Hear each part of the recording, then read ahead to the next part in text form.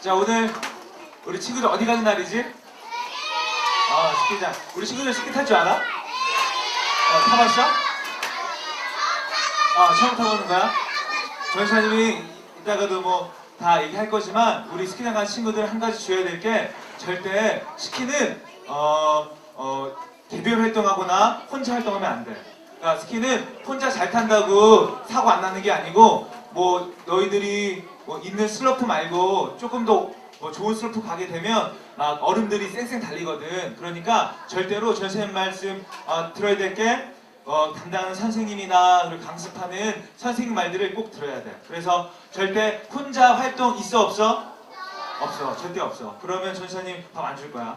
자, 그래서 이번에 스키장 갔을 때 이따 그 차에 타면서부터 절대 혼자 활동하지 않고 조별로 움직이고 스키 타는 것도 강사 선생님 말씀 잘 듣고 건강하게 그리고 즐겁게 타고 왔으면 좋겠습니다. 자 이제 올해가 2015년이야, 그치? 자, 2015년 무슨 해일까? 무슨 해야? 2015년? 자, 새해고 우리 막 그 있잖아, 호랑이 해, 뭐 원숭이 해, 양의 해. 맞아, 우리 2015년은 양의 해야. 우리 친구들이 2015년은 정말 성경에 나온 것처럼 우리의 목자 되신 예수님만 따라가는 그런 귀한 하나님의 양들 되기 원합니다. 자, 전사님이 이번 첫 주 말씀을 뭘로 준비했냐면 우리가 계속해서 사랑의 율법 10계명에 대한 설교했었죠. 그래서 원래 지난주까지 원래 마무리 지어면 남는 건데 이렇게 저렇게 늦춰져가지고 이번 주가 9계명, 다음 주가 10계명이네. 그리고 그 다음 주편 전사님이 이제 예수님에 대해서 같이 설교하고 같이 배워보도록 하겠습니다. 자, 우리 한번 이번 주가 몇 계명 할 차례야? 9계명이죠. 9계명. 자, 그러면은 1계명부터 8계명까지 한번 되짚어 볼게요. 자, 1계명이 뭐야? 1계명이?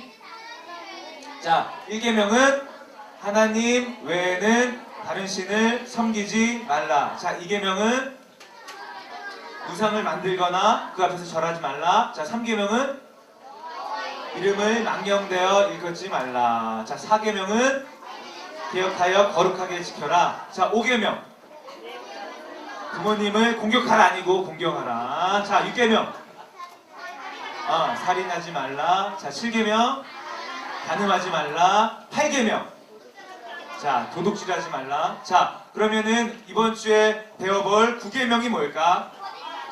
맞아. 우리 기훈이가 잘 얘기해줬어. 거짓 증거하지 말라. 자, 한번 우리 말씀 한번 읽어볼게요. 짧아요. 자, 시작. 거짓 증거하지 말라. 내 이웃에 대하여 거짓 증거하지 말라.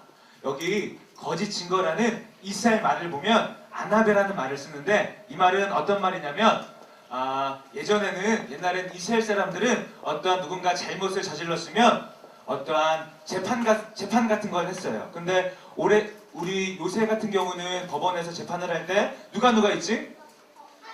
판사가 있어. 가장 중요한 법을 가지고 이 사람이 죄가 있는지 없는지 있다면 몇 년형인지 내려주는 판사가 있어요. 그리고 변호하는 균이가 얘기한 것처럼 변호사가 있어. 그런데 옛날에는 판사나 변호사가 없었어. 그래서 그 당시에는 누군가 죄를 지면 이 사람이 죄를 지었다 안 지었다 누가 판가름하고 누가 결정해 주냐면 바로 증인들이 있어요. 증인들. 자, 증인들이 뭘까? 증인이 뭘까? 소위 증인이 뭘까? 맞아, 보거나 들은 사람. 예를 들면 이런 거지. 전사님이 슈퍼에서 허니버터칩이 너무 먹고 싶어서 허니버터칩을 슬쩍 했어. 근데 그걸 주원이가 본 거야. 그래서 주원이가 이르는 거야. 저기 제가 봤는데 강세현 전사님이요, 저기 잠바 속에다 허니버터칩을 숨기는 걸 봤어요. 돈도 안 내고요. 이렇게 어떤 사실이나 어떠한 죄들을, 어떤 잘못된 것들을 보고 듣거나 아니면 그 죄가 있다는 것을 증명해 주는 사람이 바로 증인이야. 그런데 바로 오늘 9계명은 내 이웃에 대하여 거짓 증거하지 말라는 것은 전사님이 좀 더 쉽게 얘기할게. 내 이웃에 대하여 거짓 증거하지 말라는 것은 우리의 입에 대한 거야. 입술에 대한 거야. 말에 대한 거야. 왜냐하면 우리가 말 한마디에 사람을 살릴 수 있고 죽일 수가 있기 때문이에요. 전선생님 방금 전에 얘기했던 증인들의 역할이 그랬잖아. 그 사람의 증인들의 말 때문에 어떤 사람들은 어떤 죄가 인정돼서 벌을 받기도 하고 그리고 그 사람의 증인에 따라서 죄가 인정되지 않기도 했어요. 그렇기 때문에 이 9계명은 무슨 말이냐면 우리들이 중요한 우리가 입술을 통해서 말을 할 때 아주 조심하게 사람에게 상처 주지 않고 사람에게 피해가지 않게 말을 조심히 하라는 의미가 바로 9계명 거짓 증거 하지 말라는 이야기예요. 자, 우리가 말씀 한번 볼게요. 다음 말씀. 자, 시작. 그 사람에 대한 증인이 2명이나 3명은 있어야 해요. 증인이 한 사람밖에 없으면 그 사람을 죽일 수 없어. 이 말씀 또한 어떤 이야기냐면 그만큼 증인들이 우리들이 내뱉는 말이 엄청 중요한 거예요. 그래서 살인죄에 해당해서는 한 사람이 아니고 2~3사람이 동참됐어요. 그래가지고 말하는 거에 따라서 이 사람이 살인자가 될 수도 있고 그리고 살인자가 아니게 될 수도 있는 거야. 그러니까 한마디로 다시 한번 이야기하지만 제 9계명 내 이웃에 대하여 거짓 증거하지 말라는 것은 우리의 말을 잘하라는 얘기야. 우리가 입을 잘 사용해서 사람을 살리는 말, 그리고 사람을 격려하는 말, 사람을 위로하고 사람에게 힘이 되는 말을 해야지 우리 말 하나 때문에 사람을 죽이거나 사람을 상처 주거나 사람을 실족하게 안 된다는 의미가 바로 제 이 9계명 거짓 증거하지 말라는 이야기입니다. 자, 또 다음 말씀 볼게요. 그 다음 말씀. 자, 시작. 다니지 마라. 이웃의 목숨을 위태롭게 할 일을 하지 마라. 나는 여호와이다. 자, 조금 더 쉽게 이야기해보자. 그러면 거짓 증거하지 말라는 것은 우리가 어떻게 지킬 수 있는 것일까? 바로 성경에 나와 있습니다. 빨간 글씨로 뭐라고? 다른 사람을 헐뜯는 말을 하고 다니지 마라.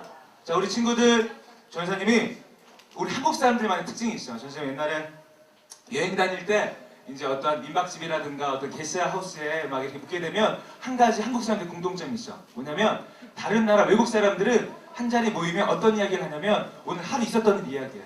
아, 오늘 에펠탑을 봐서 너무 좋았어요. 아, 오늘 지나가는 사람들이 너무 친절하고 그리고 오늘 여기를 다녀왔는데 너무 좋았습니다. 그렇게 오늘 하루 있었던 여행 이야기를 하는데 한국 사람의 특징이 뭐냐면 한국 사람들은 다 모이잖아? 무슨 얘기하는 줄 알아?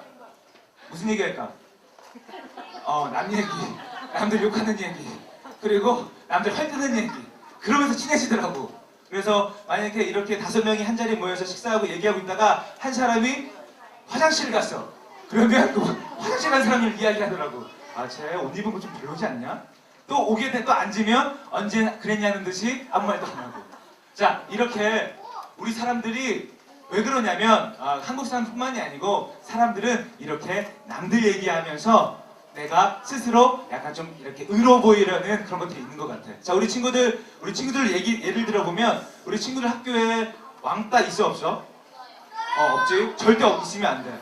만약에 있더라도 우리 친구들이 변해주고 친구가 되어줘야 돼. 절대 우리 친구들은 학교에 가서 뭐 나보다 예를 들어 뭐 약간 그러니까 놀릴 거리가 있는 친구들이나 아니 예를 들어 내 마음에 안 든다고 아니면 친구들 마음에 안 드는 애들 있다고 해서 그 친구들을 함부로 욕하거나 헐뜯거나 그 아이를 놀리면 될까 안 될까?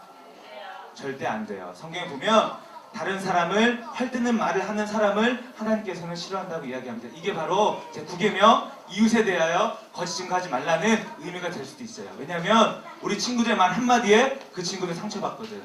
그 친구는 낙심하고 그 친구는 몹시 괴로워하거든. 그렇기 때문에 우리의 입술을 잘 사용해야 하는 거야. 자, 하나님께서는 거짓말하는 사람을 엄청나게 싫어한다고 말씀하십니다. 자, 다음 말씀 볼게요. 자, 다음 말씀이요. 잠아. 자, 시작. 내 집에서 살지 못할 것입니다. 거짓말하는 사람들도 내 앞에 서지 못할 것입니다. 하나님 말씀하십니다. 남을 헐뜯거나 그리고 거짓말하거나 진실을 말하지 않거나 그렇게 입을 잘못 사용하는 사람들은 하나님 나라에 갈 수 없대요. 천국에 갈 수 없다고 하나님께서 말씀하십니다. 또 다른 말씀 볼게요. 자, 다음 말씀. 시작. 여호와께서 하나님께서 미워하시는 것이 곧 그의 마음에 싫어하는 것이 6가지, 7가지가 있는데 그 중에 뭐가 있냐면 그것은 빨간 글씨 시작. 교만한 눈, 거짓말하는 혀, 죄 없는 사람을 죽이는 손, 악한 일을 꾸미는 마음. 자, 다음 말씀이요. 자, 범죄하러 급히 달려가는 발, 거짓말하는 거짓 증인, 그리고 형제 사이를 이간질하는 사람. 이 7가지에 대해서는 하나님이 너무나도 싫어한대요. 거짓말을 말하는 사람, 그 다음에 형제 사이를 이간질하는 사람, 남을 헐뜯는 사람. 우리 친구들은, 우리 사랑하는 작은 예수마을교회 친구들은 절대로 이웃에 대하여 거짓 증거하지 않고 우리 친구들에 대하여 나쁜 말을 하지 않는 우리 귀한 사랑하는 아동부 친구들 되기 원합니다. 왜냐하면 하나님께서는 입을 사용해서 사람을 상처 주고 사람을 넘어뜨리게 하는 것을 매우 싫어하기 때문이에요. 자, 전사님이 학교에서 예전에 이런 것들을 배운 적이 있어. 뭐냐면 성경에 보면, 그리고 우리가 살아가다 보면 거짓말을 하게 되는 4가지 유형이 있다고 그래요. 그런데 어떤 것들은 우리가 용인되는 것도 있고, 어떤 것들은 어떻게 설명해야 되지? 그러니까 4가지에 대한 거짓말에 대한 유형이 있는데 2가지 정도 같은 경우는 하나님께서 보시기에 성경적으로 절대로 하지 말아야 되는 거짓말들이 있어.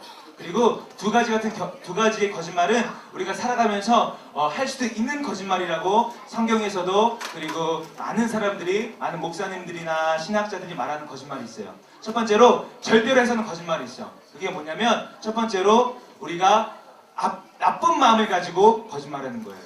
나쁜 마음을 가지고 사람들을 헐뜯는 거예요. 이거는 전선생님이 아까 전에 이야기한 것처럼 나쁜 마음을 가지고 사람을 해치거나 사람에게 어떤 피해를 주기 위해서 하는 거짓말은 절대로 하지 말라고 이야기합니다. 자, 그리고 2번째로 어떤 말 하지 말라고 이야기하냐면 바로 우리도 모르게 하는 게야. 어떤 거냐면 사람을 농담거리를 삼는 거야. 그러니까 사람을 웃기기 위해서 그 사람에 대해서 나쁜 말들을 하는 건데, 예를 들면 이런 거지. 전사님이 어떤 일이 있었냐면 고등학교 때 어떤 한 친구가 있었어. 그런데 그 친구가 남들보다 조금 더 살집이 좀 있었거든. 조금 더 남들보다 좀 건강하고 튼튼했어. 그런데 그 당시 전사님이 많이 어렸잖아. 그래서 같이 식당에서 밥을 먹으러 갔는데 전사님이 큰 말실수를 한 번 한 적이 있어. 뭐랬냐면 그냥 그 분위기를 좋게 하기 위해서 그리고 사람들을 웃기게 하기 위해서 그 친구가 메뉴를 시켰을 때 이렇게 이야기했어. 아줌마, 얘는요 2인분 같은 1인분 주세요. 얘는 많이 먹거든요. 전선생님이 그런 말을 했어. 그런데 전선생님 그 당시에 아무 뜻도 모르고 이런 얘기를 했던 것 같아요. 왜냐하면 사람을 웃기고 싶어서. 그리고 분위기를 좋게 하고 싶어서 그냥 그 친구의 마음과는 상관없이, 그 친구의 상황과는 상관없이, 아줌마, 이 친구한테 2인분 같은 1인분 주세요. 이 친구 되게 많이 먹거든요. 그런데 이게 나중에 그 친구랑 전선생님이랑 대화를 있었는데 그게 1년 동안 그 친구한테 상처가 됐다고 전선생님한테 이야기하는 걸 들었어요.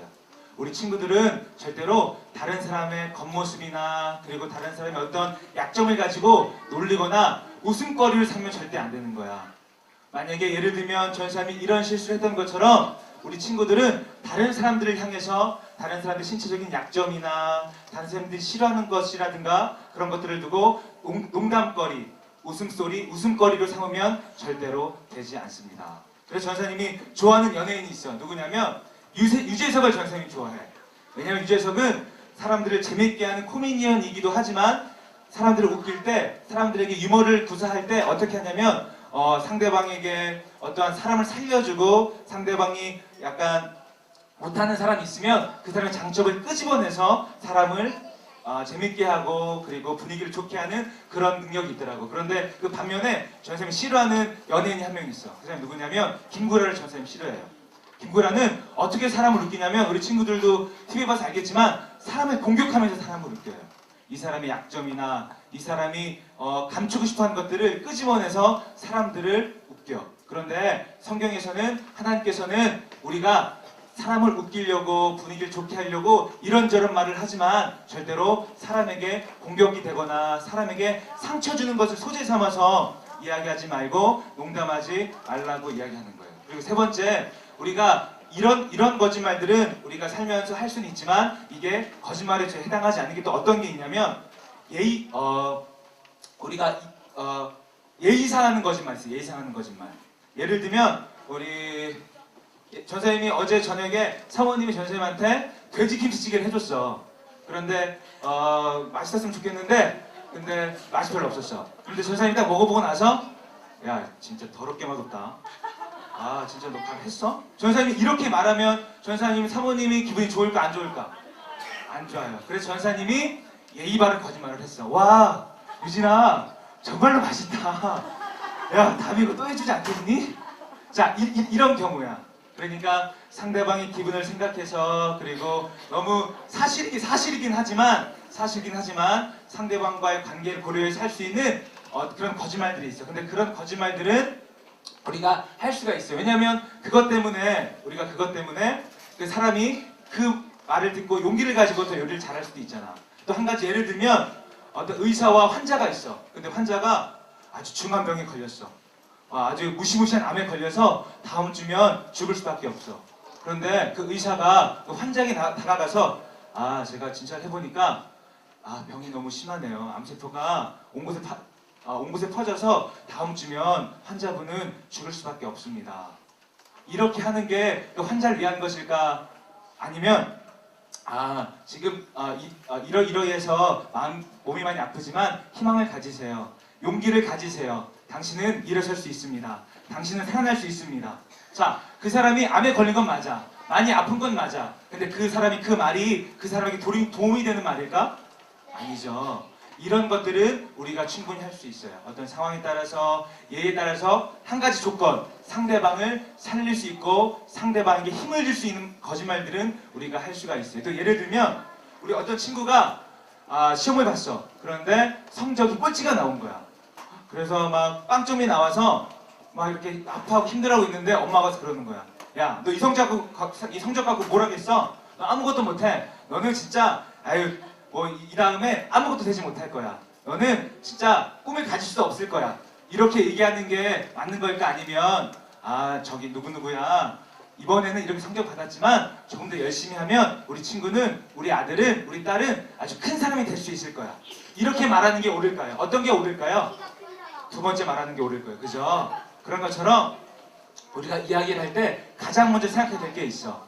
사람을 살릴 수 있는 말인가? 사람을 격려하는 말인가? 사람을 위로하는 말인가? 사람에게 도움을 줄 수 있는 말인가? 그래서 우리가 하나님께 주신 이 입술을 이용해서 사람을 살리는 사람이 돼야 돼. 그게 바로 제9계명 이웃에 대하여 거짓 증거하지 말라는 하나님의 말씀이에요. 자, 그리고 성경에는 이러한 거짓말의 유형이 나와요. 어떤 거냐면 전사님이 얘기했던 것처럼 비슷한 것처럼 사람을 살릴 수 있는 거짓말들이 있어. 그게 뭐냐면 우리 친구들 기생 라합이라고 알아요? 저기 등장하는 라합이라고 알아? 라합이 어떤 사람이냐면 하나님께서 가나안 땅에 12정탐꾼을 보내요. 그래서 이 12정탐꾼을 통해서 이 가나안이 정말 이스라엘 백성들이 공격할 수 있는 곳인지, 살 수 있는 곳인지, 승리할 수 있는 곳인지 알아보려고 12정탐꾼을 가나안 땅에 보내게 됩니다. 그런데 그 12정탐꾼이 이렇게 가나안 이곳저곳을 둘러보다가 이 가나안 군사들에게 발각이 돼요. 그래서 쫓기는 신세가 됩니다. 그래서 12명이 이렇게 저렇게 도망다니다가 어떤 한 집에 숨게 돼요. 바로 그곳이 기생 라합의 집이었어요. 자, 가나안 병사들이 물어봅니다. 여기 지금 방금 전에 12명이 된 사람들이 이 집안에 들어온 것을 봤는데 여기 들어온 거 맞아요? 그때 라합이 뭐라고 얘기했을까? 12정탐꾼을 살리기 위해서 본의 아니게 거짓말을 했어요. 여기 없는데요? 여기 그 정탐꾼이 들어온 적은 없어요. 근데 이게 어떻게 보면 거짓말이야? 거짓말이 아니야? 거짓말이에요. 그런데 하나님께서는 이 기생 라합을 축복하십니다. 그래서 성경에서는 이 라합에 대해서 뭐라고 이야기하냐면 믿음으로 기생 라합은 정탐꾼들을 잘 대접하여 하나님께 순종하지 않은 자들이 죽음을 당할 때 구원을 받은 데 도움을 주었다고 성경에서는 이야기해요. 믿음으로 기생 라합은 거짓말을 했다고 이야기합니다. 이것은 무슨 말이냐면 우리 친구들이 다시 한번 전사님이 같은 이야기를 하는 거야. 우리 친구들이 생각할 때 거짓말이면은 다 안 좋은 거 그런 것이 아니고 가장 첫째되는 거짓 증거에 대한 첫째되는 본뜻을 우리가 알고 있어야 돼. 어떤 거냐면 우리가 말을 할 때 이 사람을 살릴 수 있는 것인가, 이 사람에게 도움이 되는 것인가, 이것을 먼저 생각해야 되는 거야.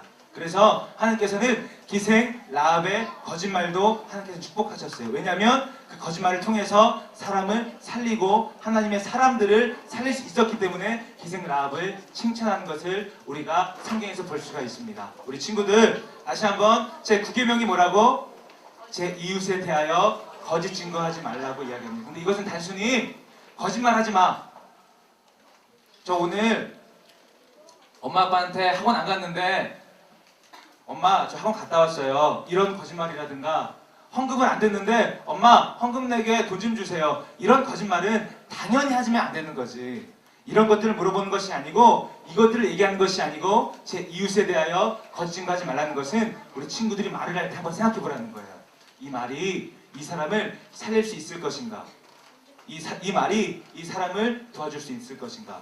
이 말이 이 사람을 상처받게 하고 이 사람을 아프게 하고 이 사람을 괴롭게 하는 것은 아닌가? 한번 생각해 보라는 거예요. 그래서 하나님께서 말씀하십니다. 제 9계명 내 이웃에 대하여 거짓 증거하지 말라고 하나님께서 말씀하시는 거예요.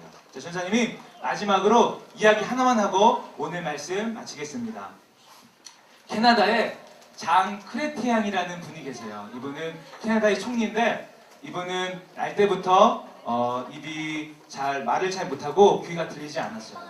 그래서 입 구조나 입 근육이 마음대로 움직이지 않았기 때문에 말하는데 엄청나게 더듬고 되게 말을 조리 있게 논리 있게 말을 하지 못하는 분이셨어요. 그런데 이분이 캐나다 총리 선거 투표가 다가와서 선거 유세를 하기 시작했어요. 자, 저를 뽑아주세요. 저를 뽑아주세요. 이런 선거 투표를 하는데 그때 선거 유세 자리에서 이렇게 자신의 비전과 자신이 캐나다 총리가 되면 이렇게 저렇게 하겠습니다. 이런 이야기를 사람들에게 했어요. 그런데 그때 어떤 한 사람이 손을 들고 이야기합니다. 에이, 장 크레티안 씨, 당신은 말을 잘하지 못하잖아요. 귀도 잘 들리지 않잖아요. 아니, 말도 제대로 하지 못하는데 자기 생각을 말로도 제대로 표현할 수 없는데 어떻게 당신이 한 나라의 총리가 될 수 있습니까? 당신은 총리 자격이 없습니다. 그렇게 이야기했어요. 그런데 장 크레티앙이 그 말을 듣고 단 한 문장으로 그 사람에게 이야기했어요. 그리고 그 한 문장이 캐나다 모든 사람들에게 감동을 주었어요.